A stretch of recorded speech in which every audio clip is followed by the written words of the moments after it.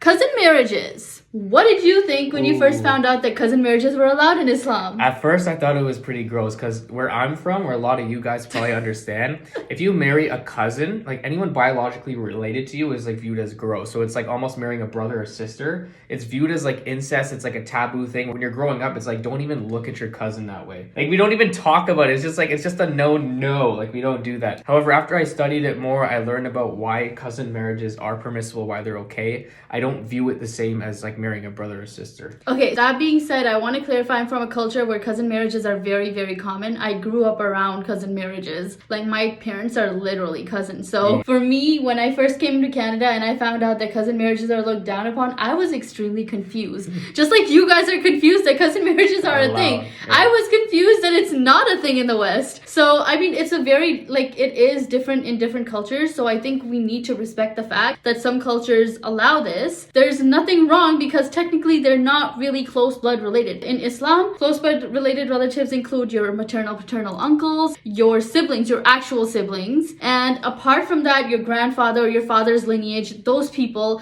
are closely related to you. Cousins are not, but that's just a difference of like our belief. And I want to say that I haven't really seen any proof from Christianity that says that you cannot marry your cousins either. Yeah, it's there. And also in like European cultures as well, there have been several times where people have had cousin marriages, but they never talk about it. Yeah. Just whenever for some reason when Muslims talk about it, it's like, ew, that's gross. It's like, but your culture may have done it too and you don't even know. And guys, just because something is allowed in our religion does not mean like that we're encouraging it. Like if we have kids, for example, are we going to encourage them to marry their cousin? Probably not. Is it allowed? Could it happen? Yes, it's a possibility. It's like, for example, the idea of men having second, third, or fourth wife in Islam. Is it allowed? Yes. Is it something that's necessarily encouraged?